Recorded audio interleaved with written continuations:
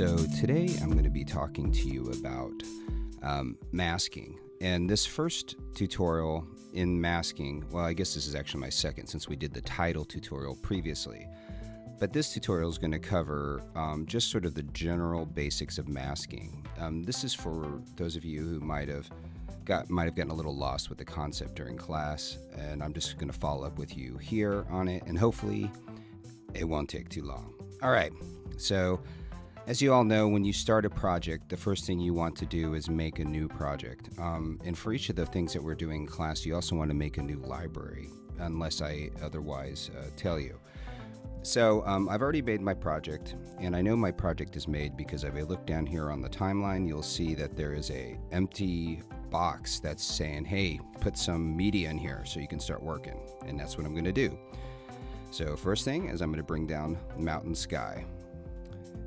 The next thing I'm going to do is bring down the clouds video, and I'm going to select a certain part of this here, and once I made that selection, I'm just going to hit W, and it's going to add it to my timeline. It added it right next to where my mountain sky is, so I'm actually going to move it down below. All right, and then I'm going to stretch this out.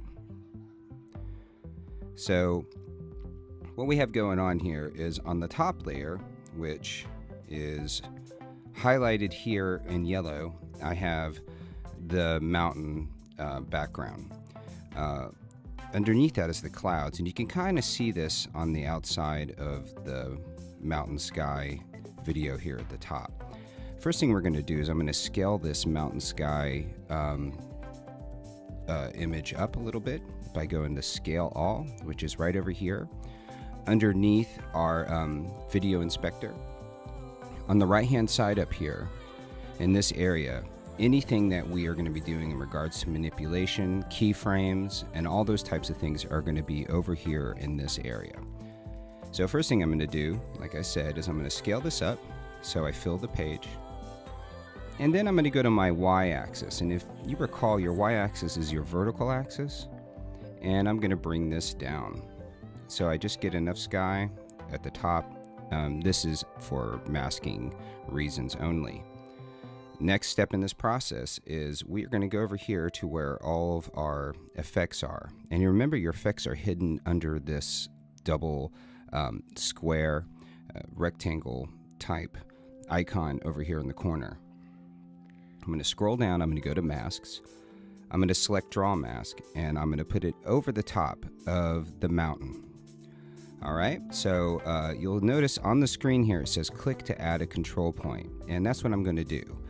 So I'm going to start clicking and following along these mountains, just like this.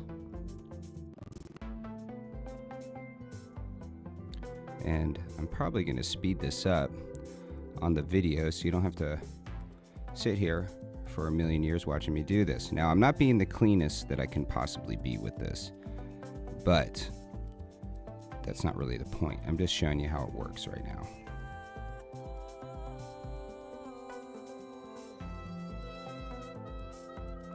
Remember, as you're adding your points, if you control click on the point, it's going to bring a couple different dialog boxes up. One of those dialog boxes is, it says linear or smooth. If you change it to smooth, what it will do is it will allow you to kind of bend that point a little bit more. It becomes a little bit more flexible in the way in which you use it. Linear, on the other hand, is going to offer a more straight point between a straight line between the points, as you can see here. And either is going to be useful depending on what you're trying to mask. So let me go ahead and finish this up. But also notice under here, in our control points, you also have a, when I control click, I have linear, smooth, and then I can also choose to delete a point, lock a point, or disable a point. Here, if I choose to delete a point, it's just going to take that point out. I'm going to bring that back utilizing Command Z. And if you click again, if you lock the point, it's just going to keep that point locked in place, so you won't be able to move it like you can with these points over here. That's just basically what locking means, and I don't need to do that right now. So I'm going to keep moving through my points, across the mountain, go over here, I'm going to zoom out utilizing Command minus, and I'm going to finish this out. Now, once I get into this area, I am actually outside the mountain scene.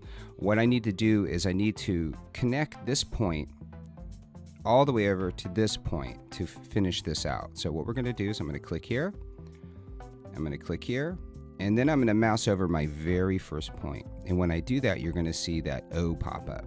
That's telling me I'm about to complete this mask. I'm going to click that, and there you go. Our mask has been complete.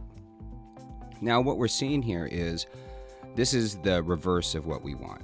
We want to see the mountains below and actually mask out the sky above. So what you need to do is go over here to invert, which is located in our video inspector palette, as it always will be for anything of this nature. I'm going to hit invert mask. So now what we have here is you can see the clouds moving behind the mountains. I want to see a little bit more of those clouds, so I'm going to go down to this lower layer here, go back to transform, and adjust my y-axis. I'm going to bring it up. So there it is. Now watch what happens. You see the sky is beginning to play in the background. So this is just a real brief introduction to this masking technique. And what you can start doing with this is you can go in and you can colorize the background. So I just dropped a color corrector on the clouds, and go here and I can adjust the blue of the clouds, or if I want to make it warmer, kind of mix it up a little. And I can do the same with the top layer as well. After I get what I want out of this, I can begin to consider some other options that I might want to do.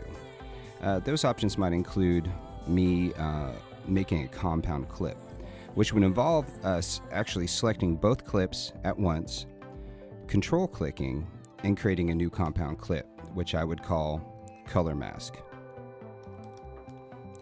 Then I would go and add that color corrector to the top of this, and what it's going to do is it's actually going to allow you to correct both of the videos at the same time.